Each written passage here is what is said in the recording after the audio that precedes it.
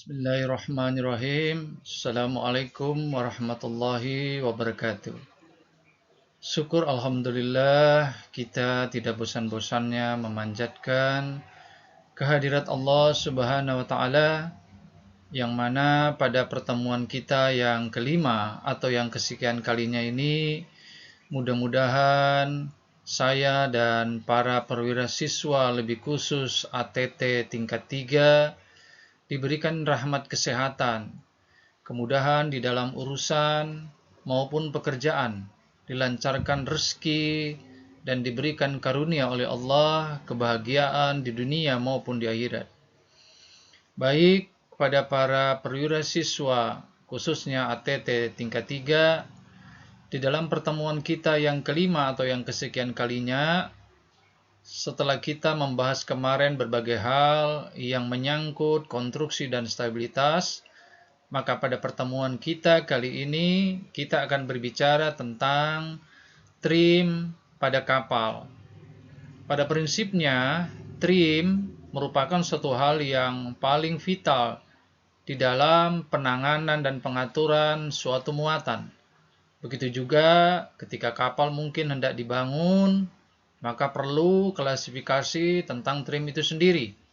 Seperti pada gambar ilustrasi di atas ini, ada kapal general cargo, ada kapal kontainer, yang mana tentu memiliki trim yang mungkin berbeda-beda.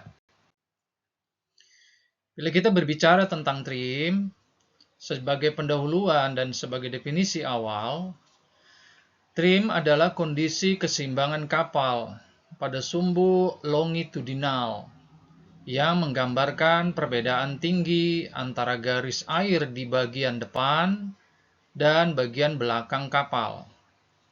Trim yang tepat penting untuk menjaga kestabilan, kecepatan, dan efisiensi kapal. Sebagaimana saya katakan di awal bahwa trim merupakan suatu hal yang paling vital, karena kebutuhan akan trim lebih penting untuk menjaga kestabilan atau keseimbangan sebuah kapal. Juga sangat mempengaruhi kepada speed atau kecepatan kapal itu sendiri. Oleh karena itu, trim pada gambar ilustrasi ini akan kelihatan bahwa ada sumbu longitudinal, karena hal ini juga akan selalu berpengaruh. Pengertian trim ada beberapa hal atau beberapa poin dari pengertian trim itu sendiri. Yang pertama adalah trim mengacu pada perbedaan tinggi antara garis air di bagian depan atau forward atau di haluan dan bagian belakang atau after kapal atau buritan kapal itu sendiri. Yang kedua, trim dapat diukur dalam satuan perpindahan atau sudut. Yang ketiga, trim positif terjadi saat bagian depan kapal lebih tinggi dari bagian belakang. Sementara trim negatif terjadi saat bagian belakang kapal lebih tinggi dari bagian depan. Ketiga hal ini adalah bagian daripada pengertian trim secara garis besar, karena berpengaruh terhadap pengaturan dan penempatan muatan itu sendiri. Faktor-faktor yang mempengaruhi trim sudah pasti dan sudah jelas.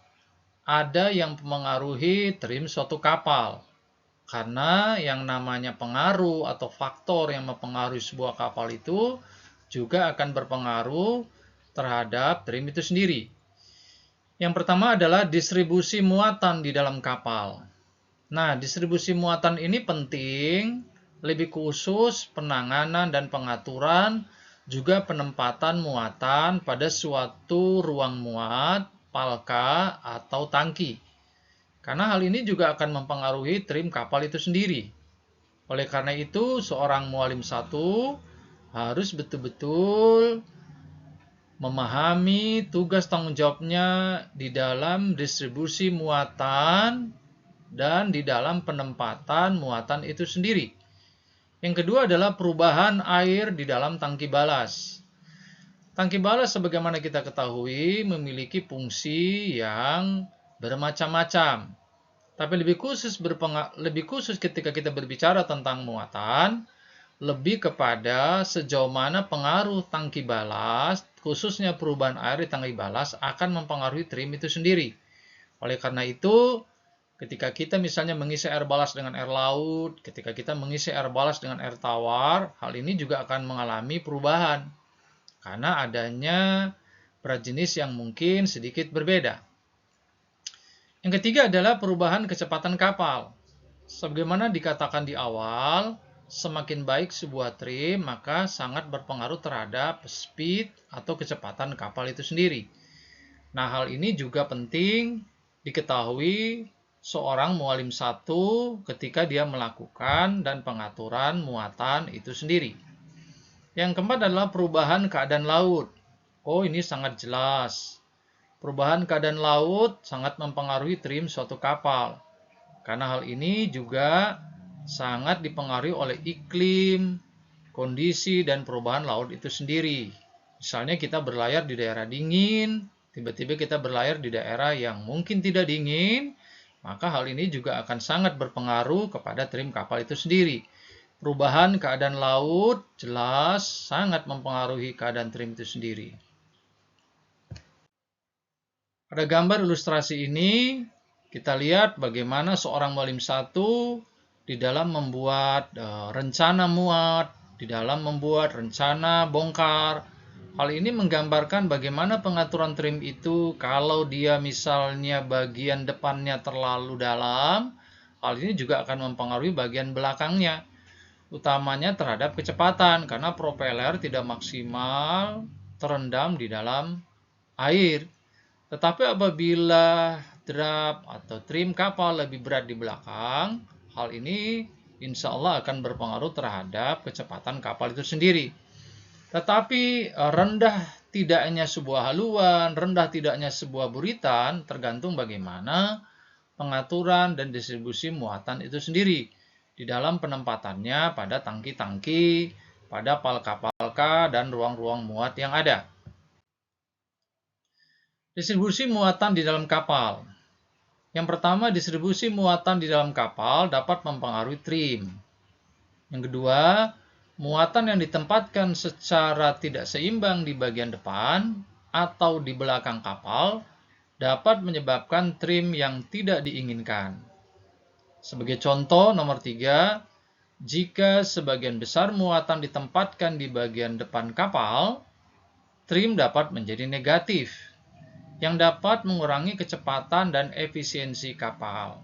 Sebagaimana saya katakan di awal, apabila konsentrasi muatan itu lebih berat di bagian depan, hal ini berpengaruh terhadap rendaman daya rendam dari suatu propeller atau baling-baling kapal.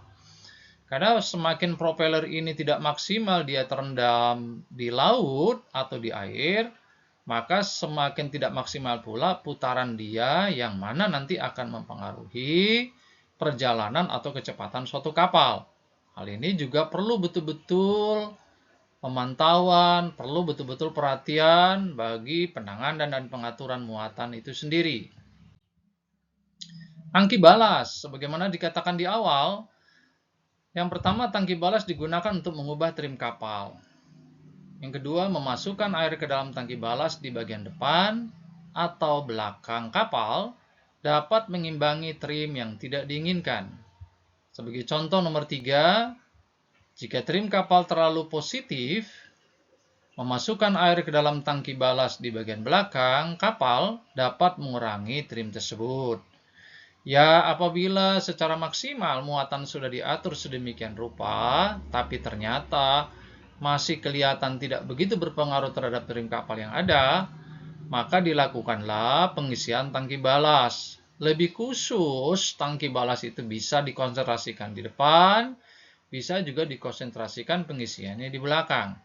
Apabila kita fokus kepada kecepatan, tentu kita lebih memaksimalkan muatan atau tangki balas di belakang, karena akan lebih maksimal daya rendam daripada suatu propeller disebabkan karena titik pusat berat air balas ini kita pusatkan di buritan. Nah, sehingga hal ini juga betul-betul harus betul-betul dipahami sebagai seorang mualim satu misalnya ketika dia di dalam perhatian kita, khususnya orang teknik, pengaturan dan penanganan muatan itu sendiri. Kecepatan kapal, karena 3 hal yang sudah di awal disampaikan, kecepatan ini juga sangat berpengaruh. Semakin cepat kapal tiba pada suatu tempat, maka semakin baik. Karena perhitungan kalkulasi ekonomisme dan efisiensi. Kecepatan kapal terbagi beberapa hal. Yang pertama, perubahan kecepatan kapal dapat mempengaruhi trim. 2, peningkatan kecepatan cenderung menyebabkan trim menjadi lebih positif. Sementara penurunan kecepatan dapat menyebabkan trim menjadi lebih negatif. Contoh yang ketiga, kapal yang berlayar dengan kecepatan tinggi cenderung memiliki trim yang lebih positif. Oh ya, jelas. Ketika kita berbicara nilai sebuah ekonomisme, tentu berbicara seberapa lama kapal melakukan suatu perjalanan. Semakin cepat kapal tiba, bagi nilai ekonomisnya bagi perusahaan akan semakin baik. Tetapi semakin lama kapal itu berlayar, tentu juga akan menguras berbagai hal menyangkut bahan bakar dan kebutuhan-kebutuhan anak buah kapal secara keseluruhan. Nah, oleh karena itu, kapal yang berlayar dengan kecepatan tinggi cenderung memiliki trim yang positif. Keadaan laut. Yang pertama, keadaan laut termasuk gelombang dan arus dapat mempengaruhi trim kapal. 2, gelombang yang memukul bagian depan atau belakang kapal dapat menyebabkan perubahan trim yang sementara. Contoh, kapal yang bergerak melawan arus dapat mengalami trim yang lebih positif. Nah, hal ini juga sangat berpengaruh. Hingga kondisi air laut juga, kondisi cuaca, kondisi gelombang, arus, sangat berpengaruh terhadap trim kapal. Semakin tenang sebuah perjalanan, semakin baik sebuah kondisi keadaan laut, maka semakin baik bagi trim kapal itu sendiri. Nah, tibalah kita pada pertemuan kita yang kelima ini atau yang kesekian kalinya pada suatu kesimpulan. Yang pertama, trim merupakan kondisi keseimbangan kapal pada sumbu longitudinal yang menggambarkan perbedaan tinggi antara garis air di bagian depan dan belakang kapal. Yang kedua, distribusi muatan tangki balas, kecepatan kapal, dan keadaan laut adalah faktor yang sangat mempengaruhi trim kapal. Yang ketiga, memahami dan mengatur trim yang tepat penting untuk menjaga kestabilan kapal, kecepatan kapal, dan efisiensi kapal itu sendiri. Nah, hal inilah menjadi sebuah titik suatu kesimpulan yang mana trim itu harus betul-betul diatur sedemikian baik, pengaruhnya terhadap distribusi muatan, tangki balas, kecepatan, dan juga faktor-faktor yang mempengaruhi trim itu sendiri. Apabila trim itu menjadi baik atau positif, akan memperbaiki kestabilan kapal, kecepatan dan efisiensi kapal. Demikianlah pertemuan kita, semoga membawa manfaat bagi saya dan teman-teman. Salam sehat selalu, semoga Allah selalu melindungi kita. Wassalamualaikum warahmatullahi wabarakatuh.